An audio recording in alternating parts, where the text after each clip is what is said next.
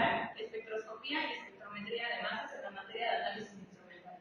Abordaremos ultravioleta, NMR, carbono 13 de hidrógeno 1 y masas.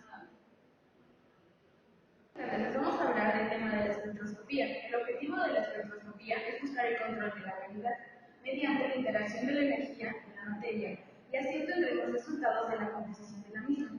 Hay diferentes tipos de herramientas que podemos ocupar en la espectroscopía, y una de ellas es los UV. La espectroscopía ultravioleta utiliza la radiación del espectro electromagnético, cuya longitud de onda está comprendida entre los 100 y los 800 nanómetros, y su efecto sobre la materia orgánica es producir transiciones electrónicas entre los orbitales atómicos y o moleculares de la sustancia.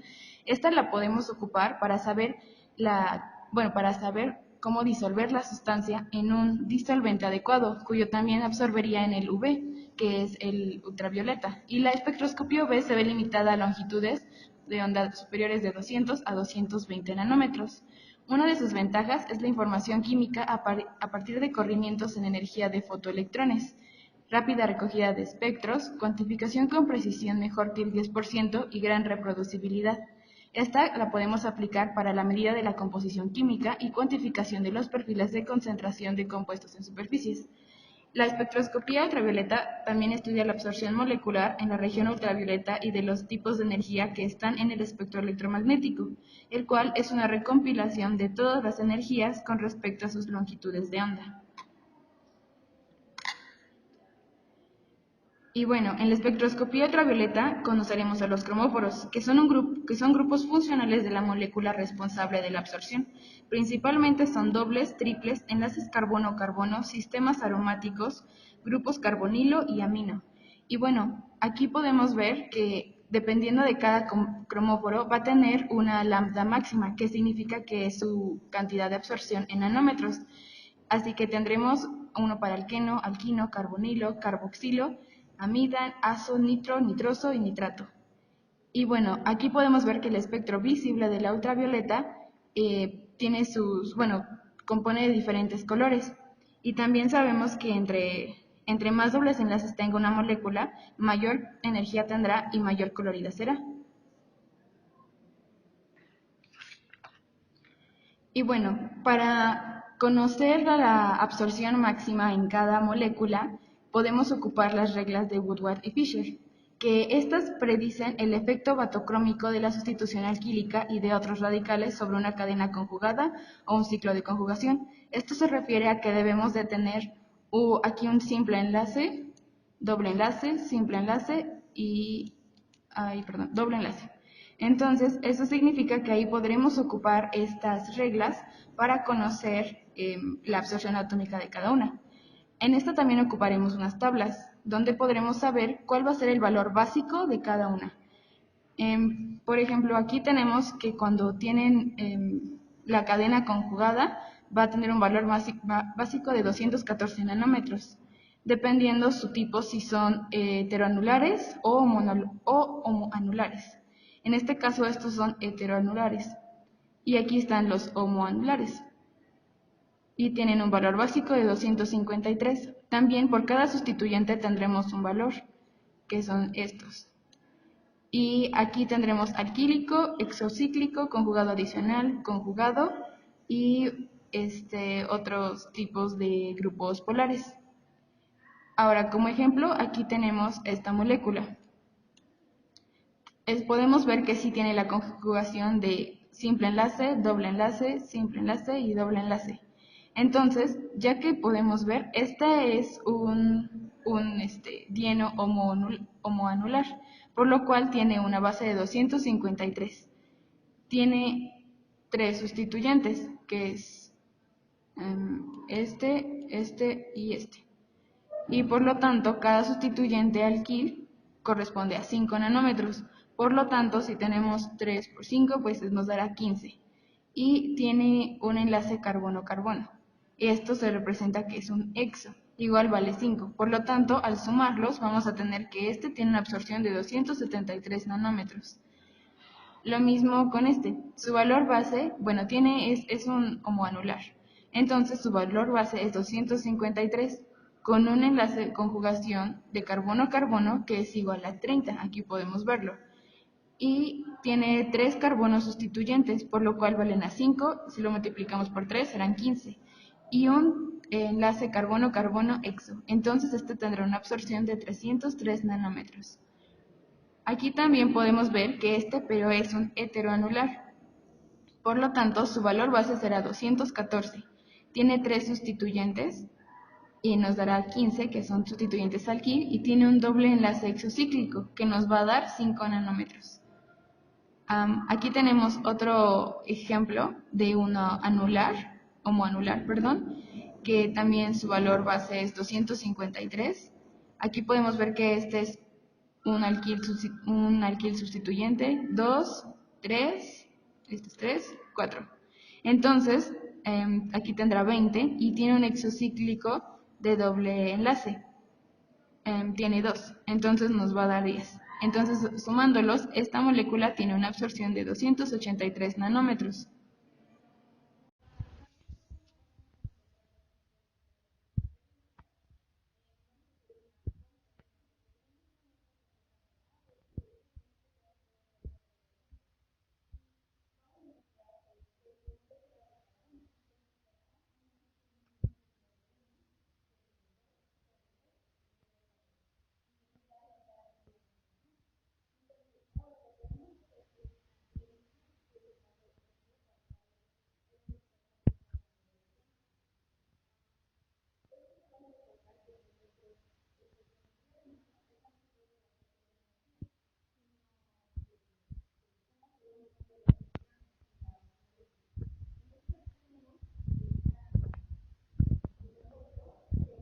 Tienen dos electrones, que son sus uniones normales, y lo vamos a sumar con un electrón. Entonces, este electrón, por ejemplo, podemos extender aquí a este pequeño electrón. Entonces, lo que vamos a tener es que va a ser, sigue siendo A, B, C unida, pero aquí va a tener un electrón libre y D va a tener un hueco, que este hueco es la ausencia de un electrón, y así que va a tener aquí dos electrones, lo que significa que perdió.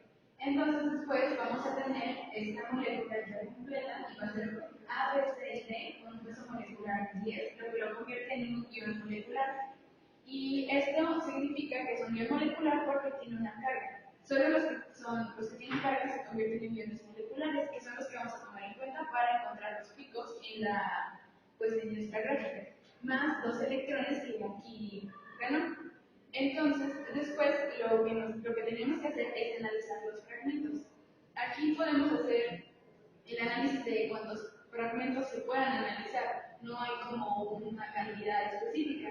Entonces, aquí volvemos a tener A, B, C y D, y como aquí teníamos un electrón, un hueco de electrón y uno libre, pues vamos a, digamos, aquí sumar uno y encontraremos que aquí aquí va a tener dos electrones libres y ahora C va a tener aquí su hueco, que es el que podemos ver aquí.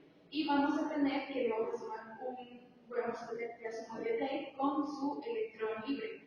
Y por lo tanto, ya que esta tiene este ion molecular, entonces por eso vamos a tomar su peso molecular como 6. Y esto es lo que vamos a estar encontrando en las gráficas que se van a presentar a continuación. La radiación infrarroja es uno de los muchos tipos de luz que forman el espectro electromagnético. Se denomina así a la radiación electromagnética que emite o absorbe una sustancia. Enseguida les voy a mostrar un ejemplo. Estas son las tensiones de CH. En estos espectros vamos a identificar que es una variación de SP3, SP2 y SP como esto lo indica. Cuando vemos en un espectro este tipo de señales, vamos a saber identificar en qué molécula pertenece. Aquí es un ejemplo más claro. Se dicen que estas reglas es CH en vibración de estiramiento de 3000 centímetros a la menos 1. Para identificar este tipo de enlace, vamos a ir al espectro y vamos a identificarnos que está en una señal de 2500 a 3000, como lo indican en las reglas. El siguiente caso es una molécula de CH2. En este caso se va a identificar que son los metilenos que tienen la absorción característica de 1450 a 1485, como lo indica en el espectro. y posteriormente se va a hacer y se va a identificar el CH3, que son los metilenos, que está en una variación de 1375 y 1380. Y asimismo se va a ocupar en un espectro y se va a hacer de 1000 a 1500, como lo indican en las reglas. La molécula orgánica, su espectro es la representación gráfica de las vibraciones de cada uno de los enlaces, así como la cantidad de energía que se necesita para hacer vibrar cada uno de los tipos de enlace. A continuación les voy a explicar un ejemplo de aromáticos. De este lado vamos a mostrarles las reglas para identificar aromáticos, como la monosustitución, disustitución, 1-3 disustitución y así sucesivamente. En este espectro lo que vamos a identificar es un aromático. Para identificarlo más rápido, vamos a anotar estos 4 picos que son los sobretonos y asimismo va a ser más fácil de identificar qué es un aromático. Para finalizar, les voy a explicar un poco sobre los grupos funcionales. En este caso, el grupo funcional que les voy a explicar es el OH, que se encuentra en una señal de 3600 centímetros a la menos 1, que es un alcohol libre, y otra señal en 3300 de centímetros a la menos 1, que es un alcohol y un ácido de puente de hidrógeno. En este espectro vamos a notar que tenemos varias señales. ¿Cómo vamos a identificar esto? Por las reglas. Se dice que es 1H cuando la vibración de estiramiento, en esta vibración lo que vamos a notar es que vamos a encontrar una señal o una banda muy ancha. Entonces esa es como la parte importante del espectro y así se va a identificar mucho más rápido que es un alcohol.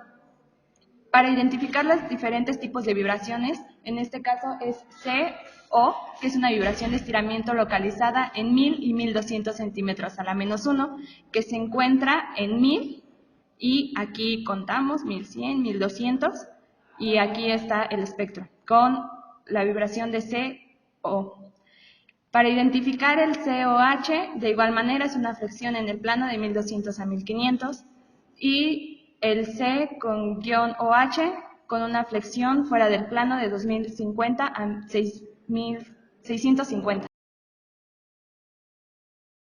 Las herramientas del análisis instrumental se encuentra el RMN, que es resonancia magnética nuclear. Hay dos tipos, el RMN de hidrógeno 1 y el RMN de carbono 3. Aquí explicaremos una molécula. Esta molécula es un éter que tiene un halógeno en su última cadena. El análisis de esta herramienta es analizar los vecinos de ciertos carbonos, como son estas partes. Ahorita vamos a hacer el análisis de, los nombraremos como A, B, C y D. Estos dos carbonos son A debido a que tienen la misma cantidad de hidrógenos, entonces tienen una imagen similar. Entonces vamos a hacer su análisis dependiendo de los vecinos que tenga. Entonces aquí tiene 2 hidrógenos, aquí un hidrógeno y respectivamente los dos grupos tienen 3 hidrógenos. Entonces el primer carbono que llamaremos A, que son estos dos, tendrán 3. Tendrá como vecino al carbono B, entonces este tiene un vecino. Tenemos una regla de la multiplicidad que es n más 1, entonces donde n es el número de vecinos y 1 es una constante, entonces sería 1 más 1 es igual a 2. Este es este y este es una constante, entonces tendremos una señal de doblete.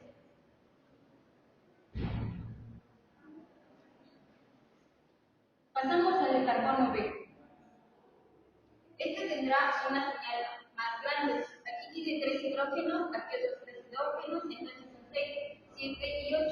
Si aplicamos nuestra regla sería 8 más 1 nos da 9.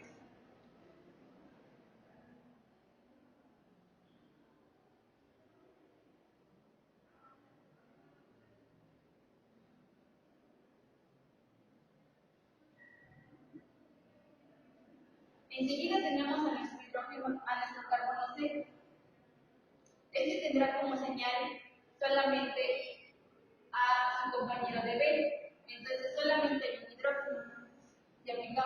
regla es un doblete. Y por último tenemos a nuestro carbono D. Como no tiene ninguna señal, de un lado tiene un halógeno y del otro lado tiene al oxígeno. Esto hace que despeje los hidrógenos de esta parte. Entonces, tiene 0 más la regla es un 1. Entonces, aquí hay un simplete. Ahora, estas partes se deben de situar en un espectro.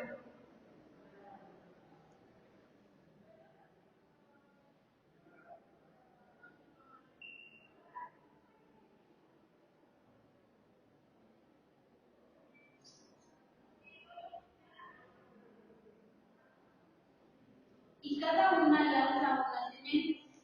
Por ejemplo, aquí en el carbono A, que son estos dos, lanzará una señal aproximada de 0.8. Estos son unos desplazamientos aproximados, ya que esto está bastante alejado de los grupos electronegativos. Entonces, tendrán un desplazamiento de 0.8. Enseguida, para el carbono B, tendremos un desplazamiento de 0.7. De 1.7, perdón. Para el carbono C tendremos un desplazamiento aproximado de 3.5, que es más o menos en lo que ronda su desplazamiento. Y por último tenemos un desplazamiento en el carbono C de 5.5. Esto es debido a los efectos de los grupos electronegativos como el oxígeno y el cloro. Entonces, una vez que tenemos nuestros picos y nuestro desplazamiento, lo vamos a situar en nuestro espectro.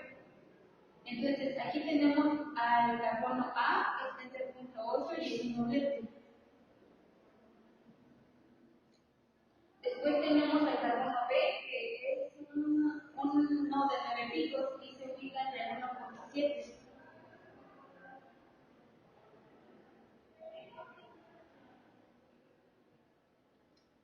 Después tenemos a nuestro carbono C, el cual tiene un desplazamiento de 3.5 y es un doblete. Y por último tenemos el carbono D con un simplete a 5.5.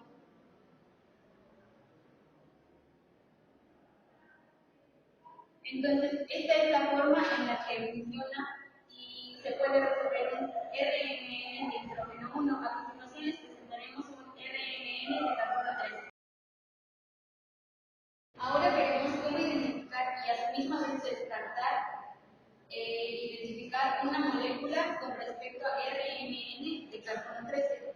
Bien, aquí tenemos 5 moléculas, las cuales las vamos a numerar. Esta sería la 1, la 2, la 3, la 4 y la 5. Entonces, como primer punto, ya nos están dando nuestra fórmula condensada: carbono 8, hidrógeno 10, oxígeno 2. Entonces, debemos de ver cuál de todas coincide con nuestras especificaciones. Entonces, como aquí todos son aromáticos, entendemos que aquí tenemos 6, obviamente, cada uno. Entonces, sería 6 más 1 son 7. Entonces, esta queda descartada.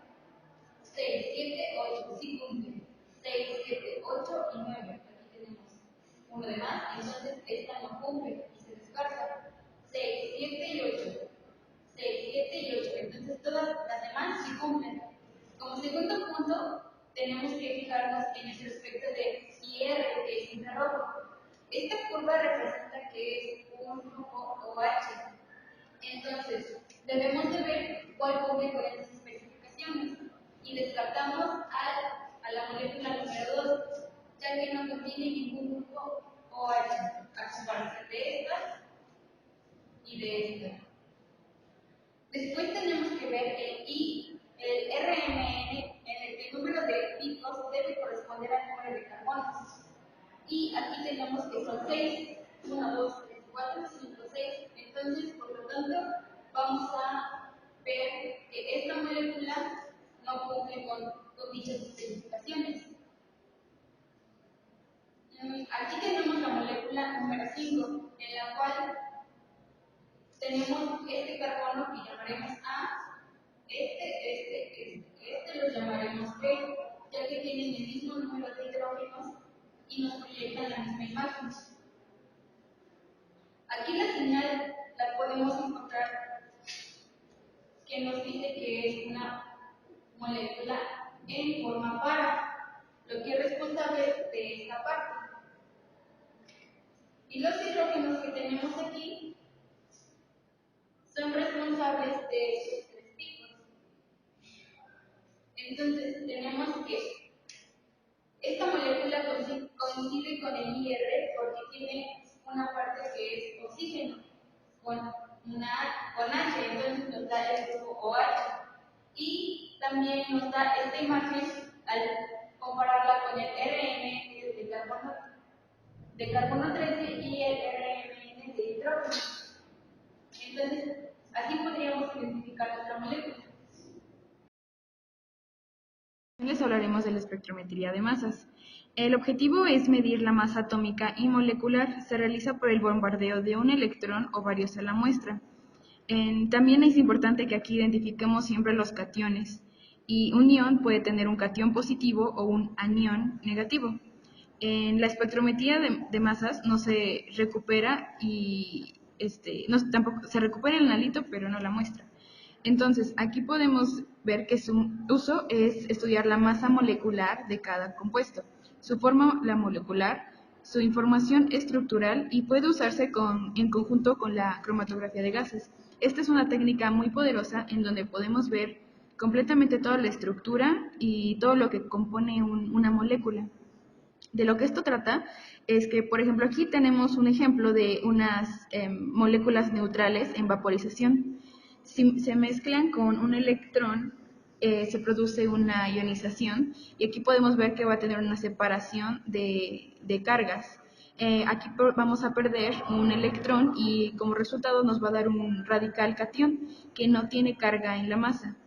Después nos va a ocurrir una fragmentación en donde se van a mezclar las cargas y las que no están y las partículas que no están cargadas.